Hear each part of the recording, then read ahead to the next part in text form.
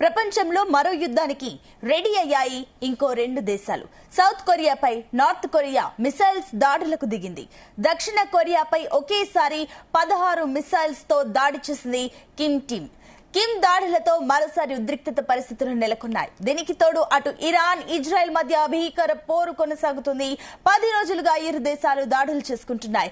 ఈ యుద్ధంతో ఇరాన్ కు అమెరికా మద్దతు తెలుపుతుండగా ఇరాన్ కు మద్దతుగా 21 ముస్లిం దేశాలు ముందుకొచ్చాయి. మరోవైపు అమెరికా ఇరాన్ పై దాడికి దిగితే తాము యుద్ధంలో పాల్గొంటామని అటు చైనా, ఇటు రష్యా ట్రంప్ కు వార్నింగ్ ఇచ్చాయి. దీంతో ఏ క్షణమైనా ఏం జరుగుతుందోనన్న భయాందోళనలు ప్రపంచ దేశాల్లో ఉన్నాయి.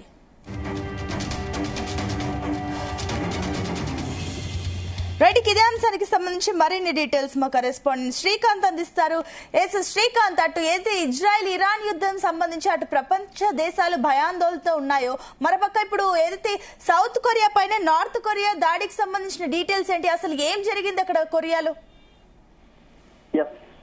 ప్రపంచంలో ఉన్నటువంటి మరొక 2 దేశాల మధ్య కూడా యుద్ధం మొదలైందని చెప్పొచ్చు. ఉత్తర కొరియా తమ దేశంపై కూడా 10 మిసైల్స్ తో దాడులు చేసినట్టు కూడా దక్షిణ కొరియా తెలుపుతున్నటువంటి క్రమంలో ఉత్తర కొరియా సంబంధించినటువంటి రాజధాని ఫోంగ్యాంగ్ సమీపంలో ఉన్నటువంటి సునాన్ నుంచి కూడా డజన్ల కొద్ది కూడా రాకెట్లతో విరుచుకుపడినట్టుగా ఆ దేశానికి సంబంధించినటువంటి సైనికులు అయితే కూడా అధికారికంగా తెలపడం జరిగింది. ప్రపంచంలో ఉన్నటువంటి ఇటు ఉత్తర కొరియా అదేవిధంగా దక్షిణ కొరియాకి సంబంధించినటువంటి 2 దేశాల మధ్య కూడా మరొకసారి కూడా ఉద్రిక్త పరిస్థితులు నెలకొన్నాయని చెప్పొచ్చు. ఏదైతే ఉందో కూడా నిన్న సాయంత్రం సమయంలో కూడా రాకెట్లతో పాటు ఇక్కడ మిసైల్స్ తో కూడా ఒకసారిగా విరుచుకుపడినటువంటి దక్షిణ కొరియాపై కూడా దాడులకు పాల్పడినట్టుగా తెలుస్తుంది. ఈ క్రమంలో కూడా స్వల్ప శ్రేణి బాలిస్టిక్ క్షిపణులతో కూడా దాడి చేసినట్లుగా ఆ దేశ అధికార వర్గాలు కూడా తెలుపుతున్నట్టు పరిస్థితి కనిపిస్తుంది. అయితే ఈ దాడుల నేపథ్యంలో ఒకసారి మనం చూసుకుంటే మాత్రం గతంలో ఉన్నటువంటి ఏదైతే ఉందో కూడా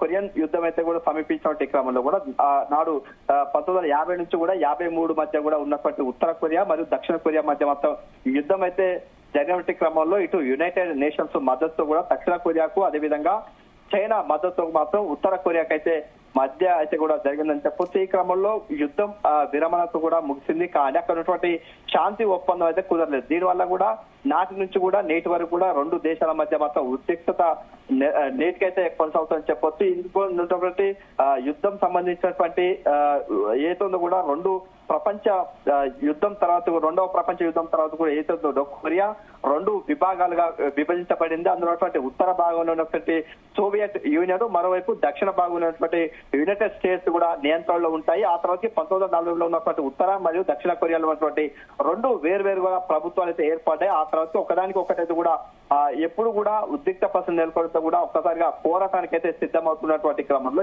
ఇటీవల చోటు చేసుకున్నటువంటి పరిణామాలు అదేవిధంగా జరుగుతున్నటువంటి యుద్ధం నేపథ్యంలో చూసుకుంటే మాత్రం ఇక్కడ ఏదో కూడా ఇరాన్, ఇజ్రాయెల్ మధ్య కూడా యుద్ధం వాతావరణం అయితే కొనసాగుతున్నటువంటి క్రమంలో దాదాపు 10 రోజుల నుంచి కూడా భీకరమైనటువంటి పోరు అయితే కొనసాగుతుంది. కాబట్టి ఇరు దేశాలకు సంబంధించినటువంటి దాడులు ఒకరిపై ఒకరైతే మిషన్స్ తో మాత్రం డ్రోన్లతో కూడా దాడులు చేసుకునే క్రమంలో కూడా వేల సంఖ్యలో ఉన్నటువంటి మృత్యువాత పడడం, అదేవిధంగా వేల సంఖ్యలో ఉన్నటువంటి వారంతా కూడా క్షతగాతులు కూడా మిగులుతున్నటువంటి పరిస్థితి కనిపిస్తుంది. ఈ క్రమంలో ఇరాన్ కు అయితే కూడా అమెరికా మద్దతు తెలుపుతున్నటువంటి క్రమంలో మాత్రం ఇక్కడ ఇరాన్ ఏదైతే ఉందో కూడా ఇరాన్ కు మద్దతుగా 21 సంబంధించినటువంటి ముస్లిం దేశాలు కూడా ఏకతాటిపైకి రావడం, అదేవిధంగా ఇరాన్ కి అయితే కూడా మద్దతు తెలపడంతో కూడా ఇక్కడ మరోవైపు అమెరికా ఇరాన్ పై దాడి దిగితే మాత్రం తాము యుద్ధంలో పాల్గొంటామంటూ కూడా ఇటు చైనా ఇటు రష్యా కూడా ఇక్కడ ట్రంప్ కు అయితే వార్నింగ్ ఇచ్చినటువంటి పరిస్థితి కనిపిస్తుంది. ఈ క్రమంలో ఇటు ఇరాన్, ఇజ్రాయెల్ తో పాటు ఇటు దక్షిణ కొరియా, ఉత్తర కొరియా మధ్య జరుగుతున్న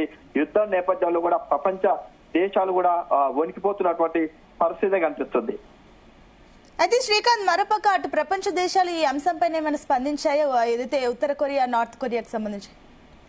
ప్రస్తుతానికి మాత్రం ఏదైతే కూడా ఉత్తర కొరియా మాత్రం దక్షిణ కొరియాకి మాత్రం గత కొన్ని సంవత్సరాల నుంచి కూడా ఎప్పుడు కూడా ఉద్రిక్త పరిస్థితులు నెలకొంటాయి. దాదాపుగా 2 దేశాలకు సంబంధించిన వారు మాత్రం పోరుకైతే సిద్ధమవుతున్నట్టు క్రమంలో కూడా నిన్న జరిగినటువంటి మిసైల్స్ దాడి, అదేవిధంగా ఒకరిపై ఒకరు దాడులు చేసుకునే క్రమంలో మాత్రం దీనిపై కూడా ప్రపంచ దేశాలు కూడా దీనిపై కూడా జోక్యం చేసుకునే అవకాశం ఉంటుంది. ఎందుకంటే ఒకవేళ యుద్ధం జరిగితే మాత్రం భారీగా ప్రాణ నష్టం వాటిల్లే అవకాశం ఉంటుంది. అదేవిధంగా వాటి నుంచి ఇతర దేశాలు కూడా వ్యాపించే అవకాశం ఉంటుంది. కాబట్టి ఈ నేపథ్యంలో కూడా మూడో ప్రపంచానికి యుద్ధం కూడా వాటిల్లే అవకాశం ఉంటుంది. ఇప్పటికే దాదాపుగా కొన్ని దేశాలు కూడా ఇటు రష్యా ఇటు ఏతుందో ఉక్రెయిన్ మధ్య జరగడం, అదేవిధంగా ఇటీవల భారత్ పాకిస్తాన్ మధ్య జరిగినటువంటి శాంతి ఒప్పంద నేపథ్యంలో కూడా కాస్త శాంతి చర్చలు అయితే విరామం జరగడం, ఆ తర్వాత ఇరాన్ ఇజ్రాయెల్ మధ్య జరుగుతున్న యుద్ధం నేపథ్యం, అదేవిధంగా ఇటు సౌత్ కొరియా నార్త్ కొరియా మధ్య మాత్రం యుద్ధం జరిగితే మాత్రం మిగతా సంబంధించిన ప్రపంచ దేశాలు మాత్రం వారికి ఏ ఒక్క దేశానికి కూడా మద్దతు తెలిపితే మాత్రం మిగతా సంబంధించిన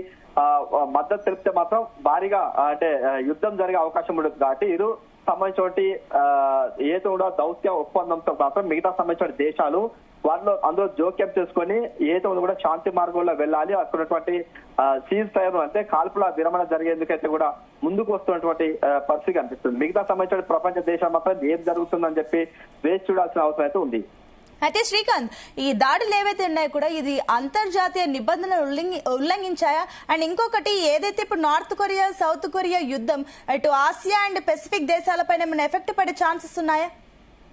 ఖచ్చితంగా ఉంటుందని చెప్పొచ్చు. ఎందుకంటే ఏదైతే ఉందో కూడా ఇక్కడ ఆసియా సంబంధించినటువంటి ఈ దేశంలో ఉన్నటువంటి సౌత్ కొరియా, అదేవిధంగా దక్షిణ ఉన్నటువంటి సౌత్ కొరియా నుంచి నార్త్ కొరియా సంబంధించినటువంటి యుద్ధం వాటితో మాత్రం భారీగా నష్టం వాటిలో అవకాశం, మిగతా సంబంధించిన దేశాలకు కూడా పూర్తిగా వాణిజ్యంపై కూడా భారం పడే అవకాశం ఉంటుంది. అదేవిధంగా మిగతా సంబంధించిన పక్కనే ఉన్నటువంటి పొరుగు దేశాలు మాత్రం తీవ్ర నష్టం వాటిల్లో అవకాశం ఉంటుంది. అంటే పూర్తి స్థాయిలో మిగతా సంబంధించిన దేశాలు కూడా ఇందులో జోక్యం చేసుకోవాలి, వాటితో కూడా మాట్లాడే ప్రయత్నం చేయాలని చెప్పి ఓవైపు మిగతా సంబంధించిన దేశాలు కూడా పట్టుబడుతున్న పరిస్థితి కనిపిస్తుంది. అయితే శ్రీకాంత్, ఇప్పుడు అక్కడ కొరియాలో ఉన్న ప్రజల పరిస్థితి ఏంటి? వాళ్ళు ఏమైనా బంకర్లకు వెళ్ళారా, లేదంటే వారికి సంబంధించి అక్కడ ఏమైనా రెడ్ అలర్ట్ జోన్లను ఏమైనా ప్రకటించారా?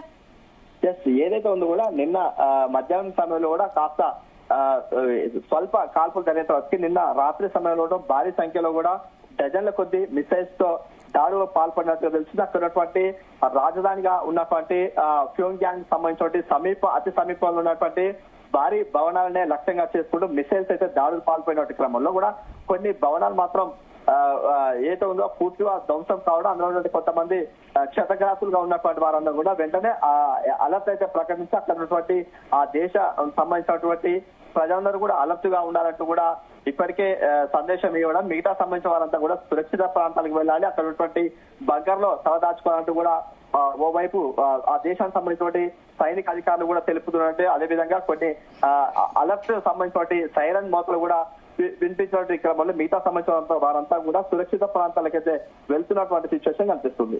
అయితే శ్రీకాంత్, ఇప్పుడు ఇజ్రాయెల్ ఇరాన్ యుద్ధానికి సంబంధించి అటు చైనా కానివ్వండి, రష్యా అండ్ అమెరికా ఇవి మద్దతు ప్రకటిస్తున్నాయి ఈ యుద్ధానికి సంబంధించి. అయితే ఇప్పుడు ఈ నార్త్ కొరియా సౌత్ కొరియాకు సంబంధించి యుద్ధం కనుక జరిగితే వీరికి మద్దతుగా ఏ దేశాలు ముందుకొచ్చే అవకాశాలు ఉన్నాయి?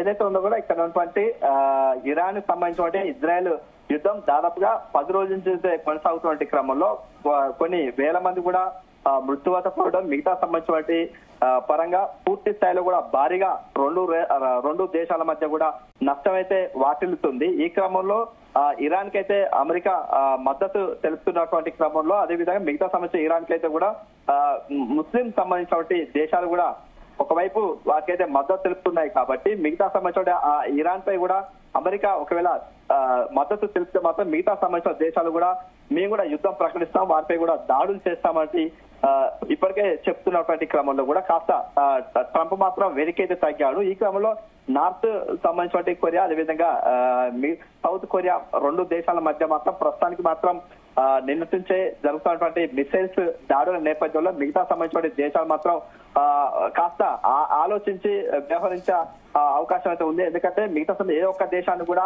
మద్దతు ప్రకటిస్తాం మాత్రం మిగతా సంబంధించిన దేశానికి కూడా మద్దతు ప్రకటించేందుకు మిగతా దేశాలు అయితే వస్తున్నటువంటి క్రమంలో కూడా ఈ అంతా కూడా యుద్ధ వాతావరణం అయితే కూడా ఇంకా ఉద్రిక్త పరిస్థితులు నెలకొనే అవకాశం అయితే ఉందని చెప్పవచ్చు. ఇప్పుడు శ్రీకాంత్, ఏదైతే ఇప్పుడు నార్త్ కొరియా సౌత్ కొరియా ఆర్థిక పరిస్థితులను దృష్టిలో ఉంచుకున్నట్లయితే యుద్ధం కనుక జరిగితే ఎక్కువగా ఏ దేశం ఎఫెక్ట్ అవుతుంది? రెండు దేశాలు కూడా ఏదైతే ఉందో కూడా రెండు దేశాలకు సంబంధించిన వాణిజ్య పరంగా, అదేవిధంగా పూర్తి స్థాయిలో ఇటు చమురు సంబంధించి కానీ అదేవిధంగా మిగతా సంబంధించిన పూర్తి స్థాయిలో కూడా ఇటు సౌత్ కొరియా ఏదైతే ఉందో కూడా పూర్తిగా వెనుకబడే అవకాశం ఉంటుంది. ఎందుకంటే వాణిజ్య పరంగా కూడా కాస్త ఎక్కువగా ఉన్నటువంటి ప్రాంతం కానీ కలిసి ఎగుమతులు జరిగే అవకాశం ఉంటుంది. కాబట్టి మిగతా సంబంధించినటువంటి నార్త్ కొరియా దాడులు పాల్పడడం అదేవిధంగా యుద్ధం వాటిల్తో మాత్రం ఎక్కువ కూడా సౌత్ కొరియాకు మాత్రం నష్టం వాటిల్లే అవకాశం అయితే ఎక్కువ ఉందని చెప్పవచ్చు. Right Srikanth, thank you for the update.